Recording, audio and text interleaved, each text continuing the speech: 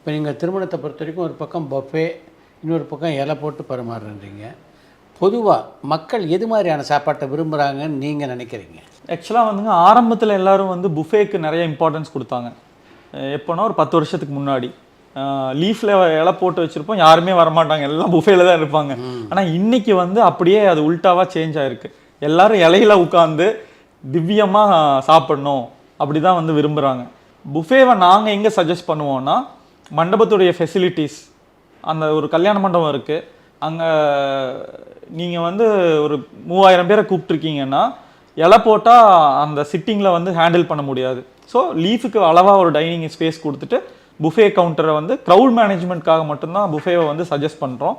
இன்னொன்று வந்து புஃபேல வந்து அந்த ப்ரெசன்டேஷன், மெனு ஸ்ப்ரெட்டு கிராண்டாக இருக்கும். இலையில வந்து நம்ம லிமிட்டடாக தான் கொடுக்க முடியும். பட் இன்றைக்கி எல்லாருமே இலைய விரும்புகிறாங்க. எதனாலன்னா, ஒன்று இப்போ கல்யாண வீட்டுக்கு வரவங்க வந்து பார்த்திங்கன்னா நல்லா பட்டு சேரை கட்டிட்டு நல்லா ட்ரெஸ் பண்ணிட்டு வராங்க. புஃபேல நின்று பிளேட் வச்சுட்டு சாப்பிட்றது கொஞ்சம் இன்கன்வீனியண்ட்டாக இருக்கும். அப்புறம் பெரியவங்களுக்கு எல்லாத்துக்கும் உட்காந்து சாப்பிட்றது விரும்புகிறாங்க. மோஸ்ட்லி யங்ஸ்டர்ஸ் அதுக்கப்புறம் என்ன வேணுமோ அதை மட்டும் வாங்கி சாப்பிட்லான்னு நினைக்கிறவங்க தான் புஃபேக்கு வராங்க.